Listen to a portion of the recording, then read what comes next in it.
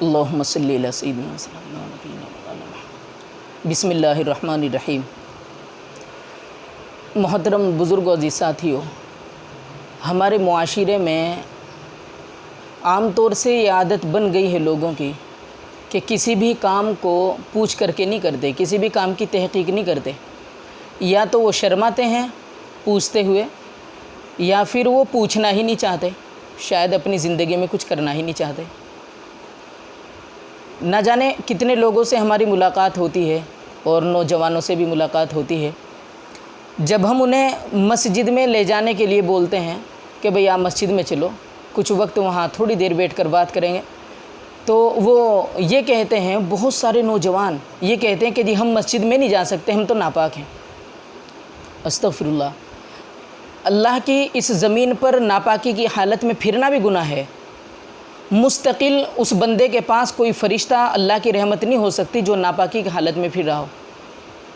اس گھر کے اندر بھی اللہ کی رحمت کے فرشتے نہیں اترتے جس گھر کے اندر کوئی ناپاک ہو۔ تین چیزوں کی وجہ سے گھر میں رحمت کے فرشتے نہیں اترتے۔ ایک تو اس گھر میں نہیں اترتے کہ جس گھر میں کوئی تصویر وغیرہ لگی ہو۔ دوسرے اس گھر میں نہیں اترتے کہ جس میں کوئی کتا وغیرہ پالا ہوا ہو اور وہ گھر کے اندر ہی رہتا ہو۔ اور تیسرے اس گھر میں رحمت کے فرشتے داخل نہیں ہوتے جس گھر میں کوئی ناپاکی کی حالت میں ہو۔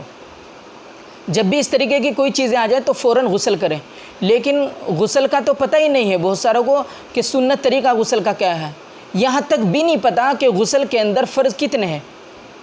تو جن مسلمان کو یہ نہیں پتہ اب تک کہ غسل کے اندر فرض کتنے ہیں، تو آپ ان کی زندگی کا اندازہ، ان کی عبادتوں کا اندازہ، ان کی نمازوں کا اندازہ آپ خود لگا سکتے ہیں کہ کس درجے کی ان کی نماز قبول ہوگی۔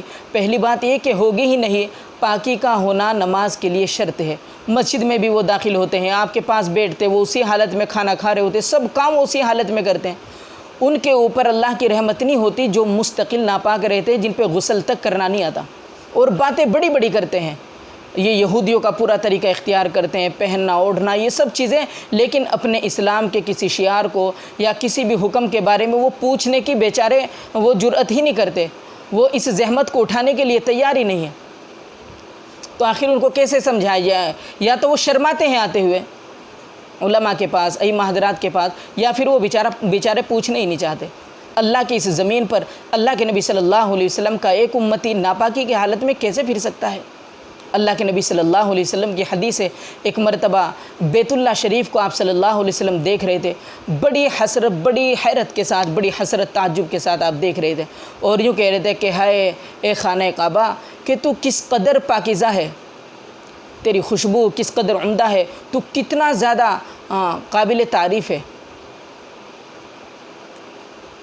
لیکن ایک مسلمان کی عزت اور ایک مسلمان کی قدر، ایک مسلمان کی عظمت، وہ اللہ کے نزدیک تجھ سے زیادہ ہے۔ جس طرح اللہ تعالیٰ نے تجھ کو پاک بنایا ہے، محترم بنایا ہے، بالکل ایسے ہی اللہ نے مسلمان کی جان کو اور اس کے خون کو، اس کے مال کو بھی پاک اور محترم بنایا ہے۔ کسی بھی انسان کے لیے یہ اجازت نہیں کہ وہ کسی مسلمان سے، چاہے ادنا سے ادنا ہی کیوں نہ ہو، اس سے بدظنی کرے یا اس سے بدگمانی کرے یا اس کے بارے میں کوئی بری بات کہے۔ تو یہ الفاظ ہیں اور یہ مقام ہے ایک مسلمان کا، لیکن وہی مسلمان ایک ناپاکی کی حالت میں پھرے تو یہ کیسی بڑی بے غیرتی کی بات ہے۔ آج میرا مقصد صرف یہی ہے، کوئی لمبی چوڑی تقریر بیان کرنا نہیں، میں آپ کو غسل کا سنت طریقہ بتانا چاہتا ہوں کہ غسل کا سنت طریقہ کیا ہے۔ میرے اور آپ کے نبی صلی اللہ علیہ وسلم وہ غسل کس طرح سے کیا کرتے تھے۔ حضرت عائشہ رضی اللہ تعالیٰ عنہ، بخاری شریف کی روایت ہے، آپ صلی اللہ علیہ وسلم کا مکمل طریقہ بتاتی ہیں۔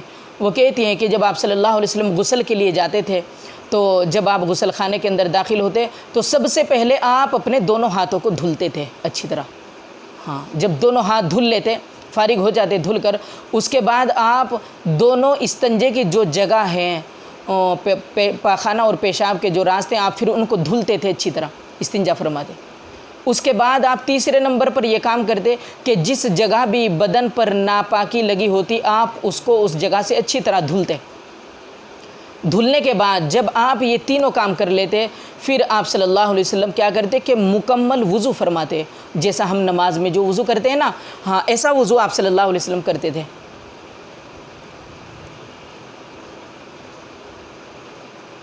وضو جب آپ صلی اللہ علیہ وسلم کرتے تھے، وضو کرنے کے بعد پھر اللہ کے نبی صلی اللہ علیہ وسلم سر پر پانی ڈالتے تھے، ایسے ایسے بالوں کو کرتے تھے تاکہ بالوں کی جڑوں میں پانی جو ہے نا پہنچ جائے، کوئی بھی بال کی جڑ خشک نہ رہے، سوکھی نہ رہے، ورنہ تو پھر غسل نہیں ہوگا۔ تو اچھی طرح پانی پہنچاتے تھے، پھر آپ پورے بدن پر ادھر بھی 3 مرتبہ پانی ڈالتے اور اچھی طرح مل دل کر پوری جگہ کو تر کر کے گیلا کر کے پھر آپ صلی اللہ علیہ وسلم فارغ ہوتے۔ یہ اللہ کے نبی صلی اللہ علیہ وسلم کا غسل تھا۔ اور اس کے بعد ایک سنت اور ہے اللہ کے نبی صلی اللہ علیہ وسلم کی، جب آپ مکمل غسل کر کے فارغ ہو جاتے تو پھر آپ صلی اللہ علیہ وسلم کیا کرتے تھے کہ پھر تھوڑا سا پانی اپنے پیروں پر بہا دیتے تھے۔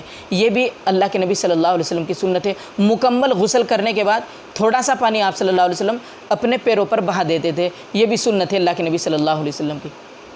اس کے بعد اگلی روایت میں میمونہ رضی اللہ تعالیٰ عنہ ہیں، تو آپ نے اللہ کے نبی صلی اللہ علیہ وسلم کو جب غسل سے آپ فارغ ہوئے تو ایک کپڑا دیا پونچھنے کے لیے جسم، جس طرح تولیہ وغیرہ، تو اللہ کے نبی صلی اللہ علیہ وسلم نے اس کو واپس کر دیا اور اپنے جسم کو ایسے ایسے ہاتھوں سے جھاڑ لیا اور پھر کپڑے پہن کر آپ باہر آ گئے۔ یہ بھی طریقہ ہے، لیکن ایسا نہیں کہ جسم پونچھے ہی نہ، نہیں پونچھ بھی سکتے ہیں اور پونچھ بھی نہیں سکتے، ایسے جھٹک بھی سکتے ہیں۔ یہ دونوں چیزیں ہیں، دونوں کام اللہ کے نبی صلی اللہ علیہ وسلم نے کیے ہیں۔ بس یہ مکمل سنت طریقہ ہے۔ اور غسل میں 3 چیزیں فرض ہیں جن کا کرنا بے انتہا ضروری ہے۔ اگر ان 3 چیزوں میں سے کوئی ایک چیز بھی رہ گئی تو غسل نہیں ہوگا۔ سب سے پہلا فرض یہ ہے کہ آپ 3 مرتبہ کلی کریں، اور اگر آپ روزے سے نہیں ہیں تو پھر غرارہ بھی کریں 3 مرتبہ، ٹھیک ہے؟ جب 3 مرتبہ کلی کریں گے اس کے بعد 3 مرتبہ ناک میں پانی ڈالیں اور بائیں ہاتھ کی جو چھوٹی انگلی ہے اس سے اچھی طرح ناک کو صاف کر لیں۔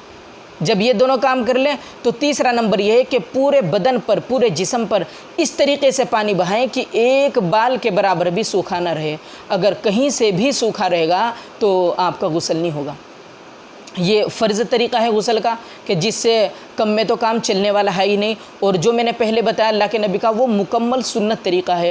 تو سنت طریقے پر جو بھی عمل کیا جائے گا وہ اللہ کے نزدیک زیادہ مقبول ہوگا اور قابل قبول ہوگا، اس پر پھر اللہ کی مدد اترے گی، کیونکہ جس بھی اللہ کے حکم کو آپ صلی اللہ علیہ وسلم کے طریقے کے مطابق کیا جائے گا تو پھر اللہ تعالیٰ اس عمل کو بے حد قبول کریں گے، وہی عمل اللہ تعالیٰ کو بے حد پسند ہے۔ خلاف پیغمبر کسے رہ گزید کہ ہرگز بمنزل نہ خواہد رسید۔ پیغمبر کے راستے کے خلاف، پیغمبروں کے طریقے کے خلاف جو کوئی دوسرا راستہ اختیار کرے گا یا طریقہ اختیار کرے گا تو ہرگز وہ منزل مقصود کو نہیں پہنچ سکے گا۔ اس لیے ہر کام میں، اللہ کے ہر حکم میں آپ صلی اللہ علیہ وسلم کا طریقہ دیکھیں، زندگی کے ہر شعبے میں ہم دیکھیں کہ اس میں میرے نبی کا طریقہ کیا تھا۔ جب ہم اس طریقے سے کریں گے تو انشاءاللہ تعالی ہمیں بڑا نفع ہوگا، ساری عبادتیں ہماری پھر اللہ کے نزدیک مقبول ہوں گی، قابل قبول ہوں گی۔